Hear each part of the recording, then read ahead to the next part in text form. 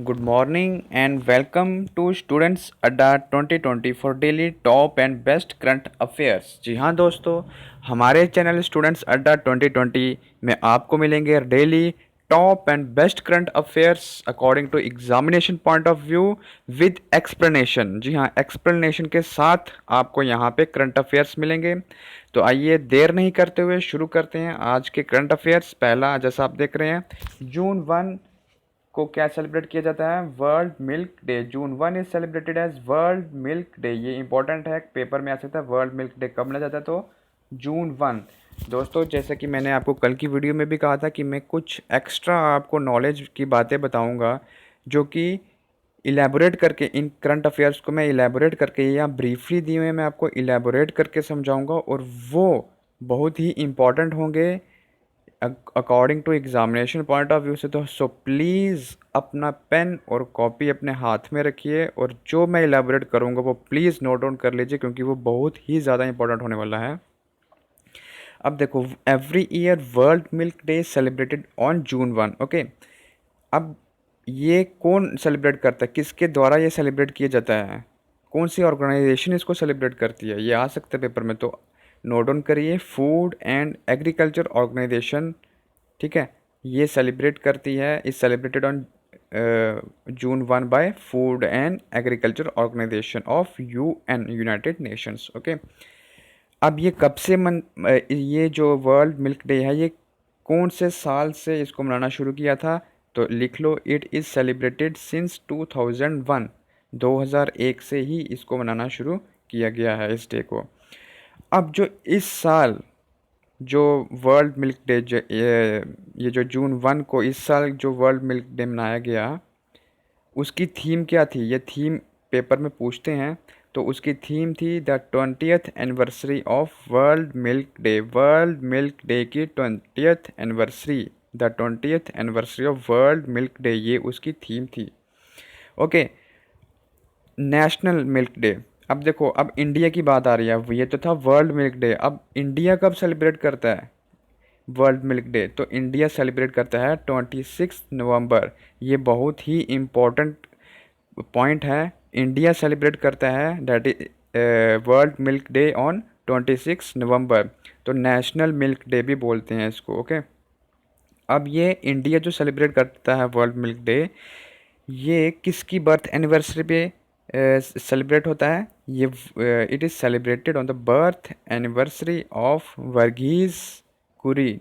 Doctor Verghese Kurien, आप जानते हैं ये कौन थे? ये फादर, इनको फादर ऑफ मिल्क रेवोल्यूशन भी बोला जाता है। ओके, इन इंडिया इन्होंने ही मिल्क रेवोल्यूशन शुरू किया था इंडिया में।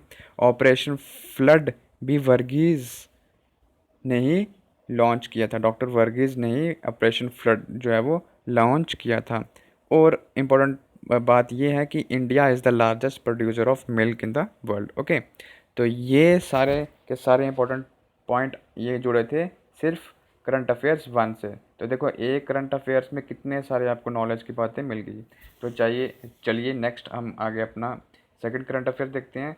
सेकंड है द प्रधानमंत्री भारतीय Jan Aushadhi Kendra achieved sales up to rupees 100.40 crore in the first 2 months of financial year 2020-21। Okay, यहाँ क्या बोल रहे हैं कि प्रधानमंत्री भारतीय जन औषधि केंद्र ने पहले फाइनेंशियल ईयर के फर्स्ट 2 months में ही कितनी सेल कर ली है? 100.40 करोड़ की सेल कर ली है। ओके, अब एक्स्ट्रा बातें जो मैं आपको बताऊंगा वो नोट कर लेना। The sales were high as compared to 2019-20 of the same 2 months। ये जो इस साल सेल हुई है, ये पिछले साल की जो 2 months की सेल थी सेम महीने में, उससे ये है, अगर उससे कंपेयर करें तो उससे ये हाई है। ओके, अब नेक्स्ट बढ़ते हैं हम थर्ड करंट अफेयर की ओर। थर्ड क्या बोल रहा है? NITI Aayog organizes convention to boost natural farming. NITI Aayog ने एक कन्वेंशन ऑर्गेनाइज की, किस लिए? नेचुरल फार्मिंग को बूस्ट करने के लिए। ओके, अब कुछ इंपॉर्टेंट बातें ये हैं कि नीति आयोग जो है वो क्या है? Think tank of India. NITI Aayog को हम क्या बोलते हैं? Think tank of India. Okay, according to NITI Aayog natural farming that depends on cow dung. जैसे कि आप सब जानते हैं कि काउ डंग जो है वो एक बेस्ट खाद्य जो है वो माना जाता है, किसके लिए, बेस्ट खाद मानी जाती है जो पेड़ पौधे नेचुरल फार्मिंग के लिए। ओके, बायोमास हो गया। तो इसके अलावा अब देखो, इसके अलावा और क्या है, परंपरागत कृषि योजना। Paramparagat Krishi Yojana, a scheme to promote organic farming was launched in 2015। इसके अलावा ये स्कीम भी, परंपरागत कृषि योजना भी लॉन्च की गई थी 2015 में to promote organic farming. Okay, next बढ़ते हैं। One nation one card scheme. One nation one card scheme, ये इंपॉर्टेंट है। One nation one card scheme, इसमें क्या होगा, 3 मोर स्टेट्स इंक्लूडेड। इसमें 3 और नई जो स्टेट्स हैं वो इंक्लूड हुई है। पहले आप ये समझ लो कि one nation one card scheme का एम क्या है। It aims to provide quota of food grains to citizens anywhere in the country. Simply इसका एम है कि कहीं भी सिटीजन्स, कहीं भी कंट्री में जो हमारे सिटीजन्स हैं उनको क्या पहुंचाना, फूड ग्रेन्स पहुंचाना। अब नेक्स्ट इसमें थोड़ा सा इलेबोरेट करूंगा मैं। Union minister of consumer affairs and food and public distribution, जो हमारे मिनिस्टर हैं, union minister of consumer affairs and food and public distribution, Shri Ramvilas Paswan, उन्होंने अनाउंस किया है दैट 3 मोर स्टेट्स, अब 3 मोर स्टेट्स के नाम ये याद रखना कौन कौन सी जो 3 मोर स्टेट्स इंक्लूड्स हुई हैं, वह सिक्किम, उड़ीसा एंड मिज़ोरम। मैं फिर से बोलता हूँ, सिक्किम, उड़ीसा एंड मिज़ोरम। ओके, तो अब तक टोटल 17 स्टेट्स थी, अब इनको मिला के कितनी हो गई, 17 + 3 कितनी होती है, 20। ओके, लेकिन अगस्त तक इसमें 3 और स्टेट्स इंक्लूड हो जाएंगी, और वो कौन सी स्टेट्स होंगी, मणिपुर, उत्तराखंड एंड नागालैंड। अभी इंक्लूड नहीं हुई है ये, लेकिन अगस्त तक ये इंक्लूड हो जाएंगी। नेक्स्ट बढ़ते हैं। Ultra Swachh booth developed by DRDO to disinfect PPEs। Ultra Swachh ये क्या है, ये एक डिसइंफेक्शन यूनिट है। इसको क्या किया है, it is use to disinfect articles. अब डिसइंफेक्ट आर्टिकल्स को डिसइंफेक्ट करने के लिए ये यूज़ किया है। सच एज कौन कौन से आर्टिकल, जैसे कि इलेक्ट्रॉनिक आइटम्स हो गया, आपकी पर्सनल प्रोटेक्टिव इक्विपमेंट्स हो गए, फैब्रिक्स हो गए, एक्स्ट्रा। नेक्स्ट देखो, government of India launches Svanidhi scheme. Government of India ने कौन सी स्कीम लॉन्च की है, स्वनिधि स्कीम। स्वनिधि स्कीम याद रखना, कौन सी स्कीम लॉन्च की है गवर्नमेंट ऑफ इंडिया ने, Svanidhi scheme. Okay, Svanidhi scheme क्या बोल रही है, अब देखो ये स्वनिधि स्कीम जो है ना, ये देखो यहाँ पे स्वनिधि स्कीम फॉर किसके लिए लॉन्च की है, स्ट्रीट वेंडर्स के लिए। ठीक है, जो हमारे स्ट्रीट में जो स्ट्रीट वेंडर्स होते हैं उनके लिए लॉन्च की है। अब स्वनिधि की फुल फॉर्म क्या है, street vendors Atmanirbhar Nidhi. Okay, अब इस स्कीम में क्या होगा, under this scheme ₹10,000 of credit is to be provided to street vendors. 10,000 रुपये हर एक स्ट्रीट वेंडर्स के खाते में जाएंगे। It was announced by finance minister Nirmala Sitharaman. Okay, ये किसने अनाउंस की स्कीम, ये पूछ सकता है, तो ये हमारी फाइनेंस मिनिस्टर श्रीमती निर्मला सीतारमन जी हैं, उन्होंने ये अनाउंस किया। नेक्स्ट बढ़ते हैं।